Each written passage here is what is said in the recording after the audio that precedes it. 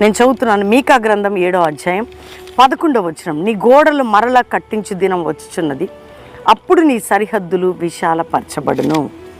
నీ గోడలు మరలా కట్టించి ఒక దినం ఉంది అనుకుంటున్నావు. ఈరోజు అంతా అయిపోయింది, అయ్యో చెయ్యని దానికి నిందబడిపోయింది, అసలు అనవసరమైన వాటిలో నా బ్రతుకు పాడైపోయింది, ఈరోజు నేను ఆత్మీకంగా పడిపోయాను, నా కుటుంబం చెదిరిపోయింది అనుకుంటున్నావా? మరలా జ్ఞాపకం ఉంచుకో, మరలా దేవుడు కట్టించబోతున్నాడు. కట్టించు దినం వస్తుంది అంటే నీ గోడలు, నీ ఆత్మీయ స్థితి, ఆరోగ్య స్థితి, ఆర్థిక స్థితి, కుటుంబపరమైన స్థితి, నీ యవ్వన భవిష్యత్తు దేవుడు మరలా కట్టబోతున్నాడు. నీ జీవితాన్ని ఎవ్వరు కట్టలేరండి. ఆయన కట్టితే చాలు మనం స్థిరపరచబడగలుగుతాం, విశాలపరుస్తాడు ఆయన, కట్టుతాడు. నీ జీవితాన్ని నేను తిరిగి కట్టబోతున్నాను అంటే పాడైపోయిందా, చెదిరిపోయిందా, కృంగిపోయావా, ఏ పరిస్థితిలో నువ్వు చెదిరిపోయినా ఆయన మరలా నిన్ను కట్టించబోతున్నాడు. మరలా నేను లేవనెత్తబోతున్నాను. మరలా నిన్ను